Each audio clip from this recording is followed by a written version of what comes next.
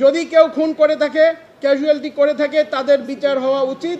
কিন্তু এই বিচার হতে গিয়ে অন্যায়ভাবে একটা ইনোসেন্ট মানুষকেও যাতে একদিন জেলে থাকতে না হয় অথবা শাস্তি পেতে না হয়। লেফটেন্যান্ট কর্নেল রেদওয়ান খুবই ট্রেন্ড চৌকস বাংলাদেশ আর্মির একজন অফিসার, এবং ওনার যা যা ট্রেনিং আছে আপনারা ওনার ক্যারিয়ার হিস্ট্রি একটু দয়া করে দেখবেন। উনি এর আগে যে সমস্ত অপারেশনে ছিল উইদাউট ক্যাজুয়ালিটি মানুষের জীবন রক্ষা করেছে, অনেক বাহবা পেয়েছে। একটা দুইটা না, 3-4টা এরকম বড় বড় ঘটনা আছে গত 10 বছরে। 28 জন মানুষের প্রাণ গিয়েছে, এটা হতে পারে। কিন্তু এখানে ওনাদের সাথে আরও অন্যান্য ফোর্সেস ছিল, পুলিশের লোক ছিল, সাদা পোশাকে ধারী অস্ত্রধারী অন্যান্য সদস্যরা ছিলেন, আনসার বাহিনী ছিলেন এই রামপুরা থেকে আবুল হোটেলের এই জায়গাটায়। সো অন্যান্য এরা কিন্তু এই ঘটনার পরে ওনারা পালিয়ে গিয়েছেন। আমাদের এই দুইজন আসামি ওনারা চাইলে পালিয়ে যেতে পারতেন। তো যেহেতু ওনারা জানেন যে ওনাদের মাধ্যমে কোনো ক্যাজুয়ালিটি হয় নাই, ওনাদের সেই সৎ সাহস ছিল, ওনারা এই কারণে আইনের প্রতি শ্রদ্ধা রেখে এই প্রসিকিউশন ফেস করছেন। ওনারা যে পালিয়ে যায় নাই এটা কিন্তু একটা অনেক বড় প্রমাণ।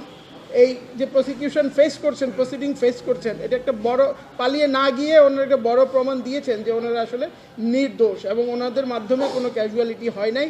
এই মামলাটা সম্পূর্ণ মিডিয়া হাইপড। কেন? বিকজ এখানে একটা রাষ্ট্রের একটা ফেইলার আছে। রাষ্ট্রের ফেইলারের কারণে, বিকজ যেহেতু মানুষ হয়তো মারা গিয়েছে, এটার কারণে সিটিজেনরা এজিটেটেড হবেই। এই এজিটেশনটা ফ্রিডম অফ এক্সপ্রেশন আমরা যেটা বলি সোশ্যাল মিডিয়া প্ল্যাটফর্মের মাধ্যমে ছড়িয়ে পড়েছে। এই ছড়ানোর মাধ্যমে রাষ্ট্রের উপরে একটা প্রেশার পড়েছে। রাষ্ট্রের সেই প্রেশারটা এসে ইনভেস্টিগেশন টিমের উপরে পড়েছে। ইনভেস্টিগেশন টিম সেইটার উপরে ইনভেস্টিগেশন করেছে আন্ডার প্রেশার, সেইটা আলটিমেটলি প্রসিকিউশনের উপরে পড়েছে এবং যেটা আলটিমেটলি এই আইসিটিতে অথবা আইসিটি ট্রাইব্যুনালের কাছে এসেছে। সো এই রাষ্ট্রের যে ফেইলার, এই ফেইলার, রাষ্ট্রের যে ডার্টি লন্ড্রি, রাষ্ট্রের জঞ্জাল, আমরা চাই না যে এগুলা এভাবে রাষ্ট্রের ফেইলারের মাধ্যমে কোর্ট পর্যন্ত আসুক। এবং যদি কেউ খুন করে থাকে, ক্যাজুয়ালিটি করে থাকে, তাদের বিচার হওয়া উচিত। কিন্তু এই বিচার হতে গিয়ে অন্যায়ভাবে একটা ইনোসেন্ট মানুষকেও যাতে একদিন জেলে থাকতে না হয় অথবা শাস্তি পেতে না হয়, এটা হচ্ছে। সো এই কারণে এই মামলাটা ইম্পর্টেন্ট এবং আমরা মনে করি যে এই দুইজন আসামিকে আমরা ডিফেন্ড করছি। এই দুইজন আসামি বেকসুর খালাস পাবে ইনশাল্লাহ এবং মুক্ত হয়ে ফিরবে এবং ন্যায় বিচার আমরা পাবো। লেফটেন্যান্ট কর্নেল রেদওয়ান খুবই ট্রেন্ড চৌকস বাংলাদেশ আর্মির একজন অফিসার, এবং ওনার যা যা ট্রেনিং আছে আপনারা ওনার ক্যারিয়ার হিস্ট্রি একটু দয়া করে দেখবেন।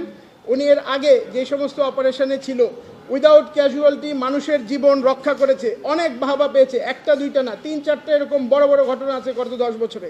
ওনাকে যেভাবে লেভেল দেওয়া হয়েছে কমপ্লিটলি আনফেয়ার। এবং আপনি যেটা বললেন এটা হচ্ছে যে ভিডিওগুলো দেখানো হয়েছে with due respect to the prosecution's evidence, এগুলো কোর্টে প্রমাণ হবে।